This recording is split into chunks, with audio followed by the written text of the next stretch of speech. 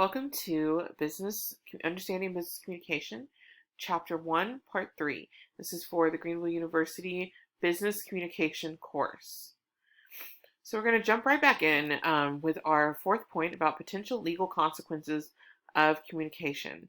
So I want you to think about something really quick. If you delete an email, isn't it gone forever? The answer is most likely no. When we delete an email, it's in a deleted folder or trash. It might be on a computer server that can be accessed by special retrieval programs. It's going to be in the recipient's inbox or the recipient's deleted folder or trash. It'll be on the recipient's computer server. Maybe it got forwarded to someone else's inbox. Maybe the person you sent it to decided to print it. It could be published to a website or a social media network. What we're trying to get at is to avoid legal consequences. We want to avoid writing or saying anything that you would not want to become public. I'm sure by now you've heard about things you should and shouldn't say on your social media, right? We want to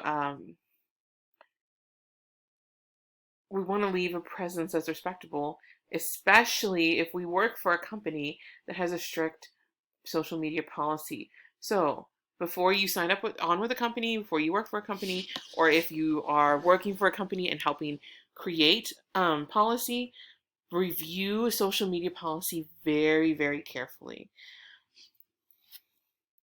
about what you can share and what needs to remain the property of the company.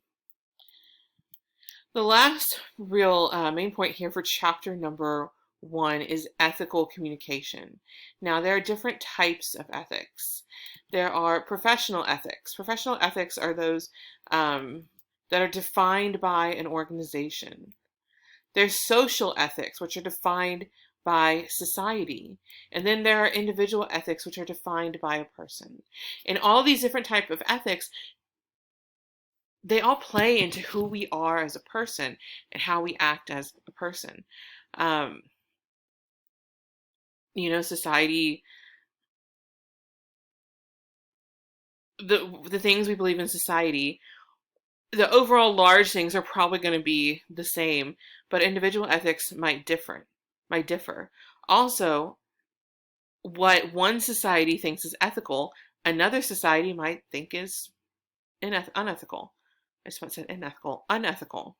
For example, in the United States, you cannot bribe a government official. A business can't do that. It's unethical.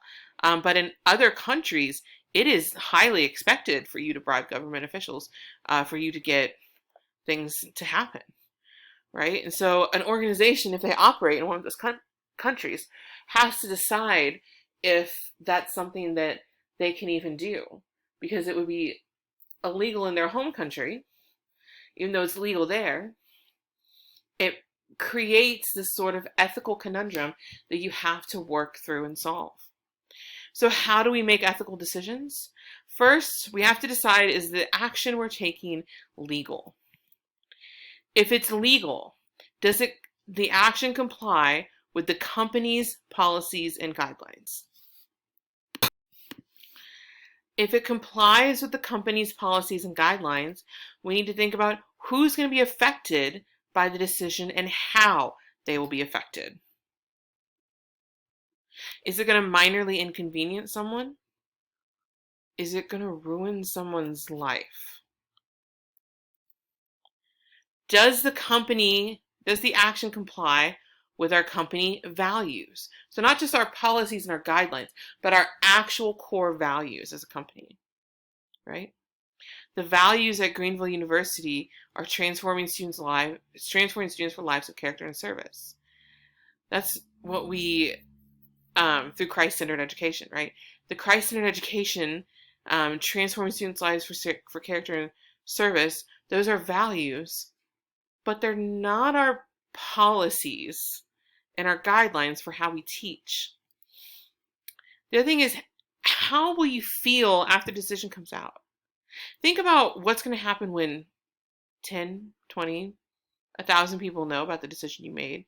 Think about how you're going to feel when your mom or dad knows about the decision you made, or your best friend, or someone that you truly look up to. Maybe you don't look up to any of those people, but someone that you truly care about. How are they going to react when the decision you make comes out? If the answer is badly, it might be something we want to rethink. So if you uncovered a wrongdoing at work, what avenues would you take to report the issue? You can go to HR, you could talk to your boss, you could talk to someone higher up in the company. Maybe HR and your boss are involved. Maybe everyone in your company is involved. There are whistleblower laws in the United States where you can report fraudulent activity and not have retribution taken against you by the company. What resources may be available within your company? So think about that first. Who can we talk to first in the company? And if we can't, who can we talk to outside of the company? What are the advantages and disadvantages of using internal channels first? Well, advantages is we get the information, the issue out there. The disadvantage is if they're in on it, they might try to cover that up. So we have to think about when we've uncovered something wrong and we're ready to report that, the best way to report that. It's not going to be through some kind of sensational email, I promise. We want to make sure we follow proper channels. This is where, sorry, I keep skipping to the next slide. This is where knowing the policy and procedure for how to report things in your company is a good idea. One thing you're going to be asked to do on several different homework assignments this semester is to think through the 3 P's. So the purpose, process, and product of our communication. You will be given a prompt in the purpose. So it'll tell you what the purpose of the questions that you're going to be asked is about. You don't have to respond to the purpose. It will give you process questions to respond to or prompts to respond to, and then a final product. So the final product might be a memo, it might be an email. All that will be explained in the assignment, however. I just wanted to kind of introduce that thinking process, thinking about the purpose of our communication, the process of how we get from the purpose to our product, and the actual outcome of thinking through that process, our product.